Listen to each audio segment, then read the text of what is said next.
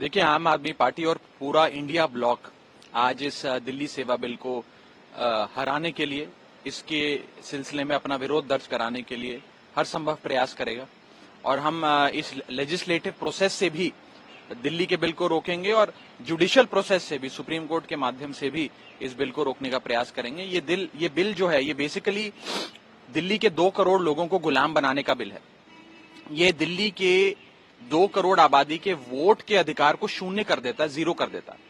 क्योंकि जो वोट डालकर आप अपनी सरकार चुनते हो, सरकार के पास काम करने की कोई शक्ति नहीं है और सारी शक्तियां उपराज्यपाल को सौंप देता है।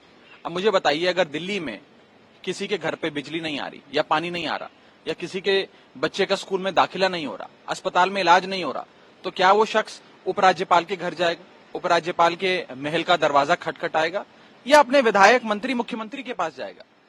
पूरी जो पार्लियामेंट्री सिस्टम ऑफ डेमोक्रेसी है, हमारी वेस्टमिंस्टर स्टाइल डेमोक्रेसी है, उसको रिवर्स करने का काम ये बिल करता है। हम इसकी खिलाफत करेंगे, पुरजोर विरोध करेंगे, हर संभव प्रयास करेंगे कि इसे हराएं। और ये मेरा विश्वास है कि ये धर्म अधर्म की लड़ाई में धर्म हमारे साथ है, अधर्म भाजपा के साथ है। और जब धर्म आपके साथ हो तो इस ब्रह्मांड की तमाम शक्तियां आपका साथ देती हैं और आपकी विजय होती है। मेरा ये विश्वास है कि क्योंकि धर्म हमारे साथ है, हमारी जीत होगी, संविधान की जीत होगी, लोकतंत्र की जीत होगी, संघीय ढांचे की जीत होगी। संख्या उतनी है नहीं, अगर हम दोनों की तुलना करें तो एनडीए जो घटक दल है या बीजेडी वाईएसआरसीपी के सपोर्ट के बाद उनके पास ज्यादा संख्या बल है आपकी तुलना में।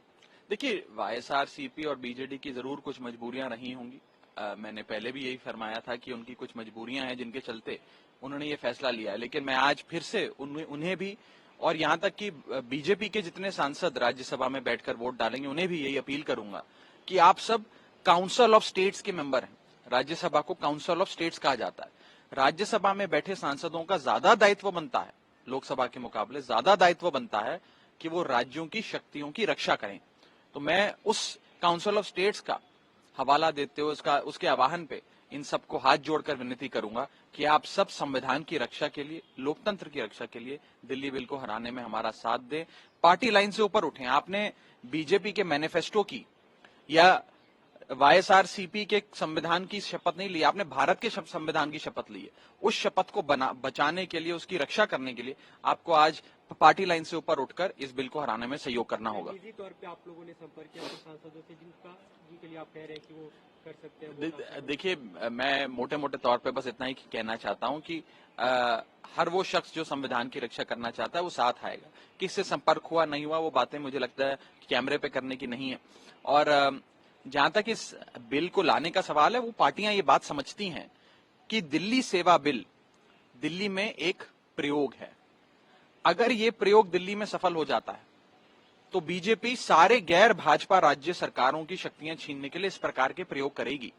तो सब जानते हैं कि इस प्रयोग को रोकना अति आवश्यक है।